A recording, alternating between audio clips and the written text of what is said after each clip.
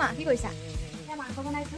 অঁ হেৰিলৈ যাবা ন থিয়েটাৰ চাবলৈ? আজি থিয়েটাৰ চাবলৈ যাম। অঁ থিয়েটাৰ চাবলৈ যাবা? সেইকাৰণে মাংসটো সোনকালে বনাই দিছো। ভাত খাবলৈ থিয়েটাৰ চাব যাব লাগিব। অঁ আজি আচলতে আমাৰ ভিডিঅ'টো এটা বিশেষ হয়। মই আজি থিয়েটাৰ চাবলৈ যাম, মানে ফাৰ্ষ্ট টাইম বুলিয়ে ক'ম আৰু হয়নে? আগতে এবাৰ চাবলৈ গৈছিলোঁ কিন্তু চোৱা নহ'লে, মানে আৰম্ভ হোৱাৰ আগতে গুচি গ'লোঁ। তাত এইবাৰ থিয়েটাৰ চামগৈ, পাপাই মই যাম। মায়ে আগতীয়াকৈ ভাত বনাইছে, মায়ে একেলগে মিলি মাংস বনাইছোঁ। মায়ে কৈছিলে মোক বনাবলৈ কিন্তু মানে 50-50 ৰ'ব, মই থিয়েটাৰখনৰ নামটোৱে নাজানো। মা থিয়েটাৰখনৰ নামটো কি? বৃন্দাবন।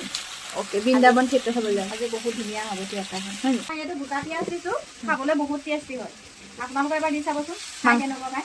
ভাত খাই চিধা পাপাই মই ওলালোঁ থিয়েটাৰ চাবলৈ। দেখিছেনে ইমান ঠাণ্ডা আৰু ইমান আন্ধাৰ, একদম ওপৰৰ পৰা তললৈ একদম পেক হৈ আহিছোঁ। 3-4টা কাপোৰ পিন্ধিছোঁ আৰু ৰ'ব দেই গাইজ, মানে মোৰ মানে চুলিকাল নাইকিয়া। গাইজ মানে কেইদিনমান আছে আৰু দৰাই মোক মানে সেন্দুৰ দিবলৈ মানে সেৱটা বিচাৰিব নালাগে, নাইকিয়াই হৈ যাব। অৱশেষত মানে ৰৈ 1 ঘণ্টাতকৈ বেছি ৰ'লোঁ। 1 ঘণ্টা ৰৈ পিছত আৰম্ভ হ'ব লৈছে। অঁ ষ্টাৰ্ট হৈ গ'ল, ষ্টাৰ্ট হৈ থাকিব। বহুবাৰ ঘটাইছিলো